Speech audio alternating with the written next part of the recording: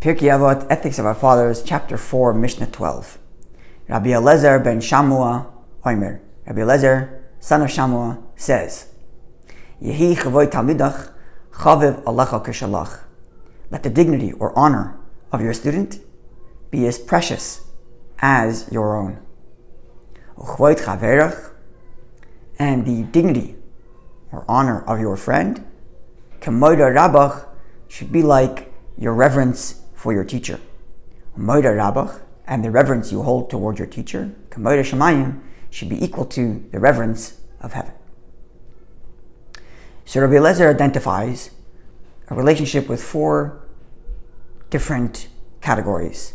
Me to my student, me to my friend, my equal, me to my teacher, and me to God. And in the three lower levels, Rabbi Levi enjoins us to level up the relationship. My student should be treated like my friend like my teacher, and my teacher like heaven. But when we zoom in, we can see that there's a change in wording. When he speaks of the student, he says, kavod, the dignity or honor of my student should be like that of my friend. And then when it comes to friend, he says, the dignity you have towards your friend already should be kemoida, should be like the reverence to your teacher. Not like the honor towards your teacher, but the reverence towards your teacher. What's the difference between kavod, honor, and dignity, versus moida, reverence or awe? And understanding this distinction is the key to help us understand what was I feeling toward these four categories before Rabbi Levi spoke to us, and how do I change it now? So perhaps Rabbi Levi is talking about your reaction towards behavior that you find to be incorrect. So when you're talking to your student, you're supposed to correct them. That's your job as a teacher. You're the superior, and you're meant to inform them of mistakes and correct them. But, says Rabbi Levi, the dignity and the honor of your student should be as precious as your own. When you make mistakes, you do indeed want to be corrected, assuming you're an honest, good person. But when you are corrected, you want the one who corrects you to preserve your dignity, to do so with a sense of respect.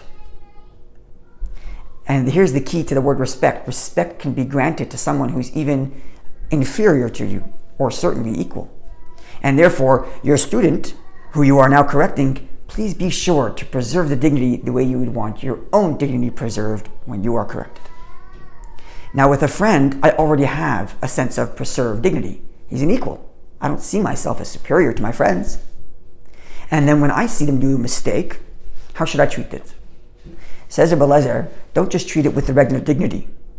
Treat it with a sense of reverence as you would your teacher.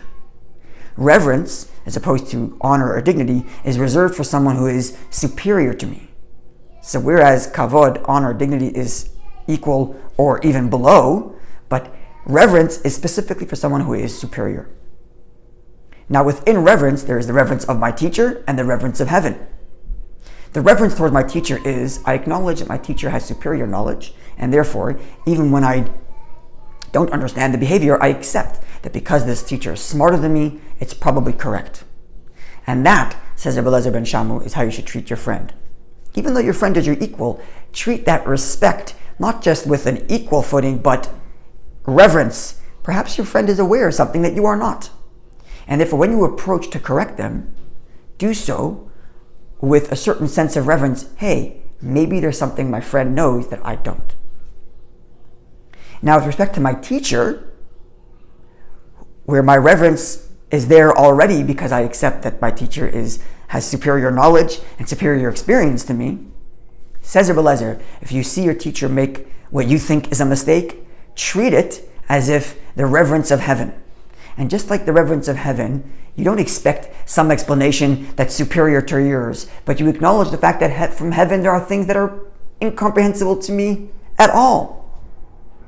And thus, if your teacher is truly a real rabbach, a real teacher, then their knowledge and their standing is so far superior that it's not just, well, maybe they know something I don't, but their whole world outlook is so far different from mine that if I'm going to approach to even think about correcting my teacher, it should be done with the kind of reverence where I acknowledge that my teacher's level is far, far, far beyond, even just beyond greater knowledge than me.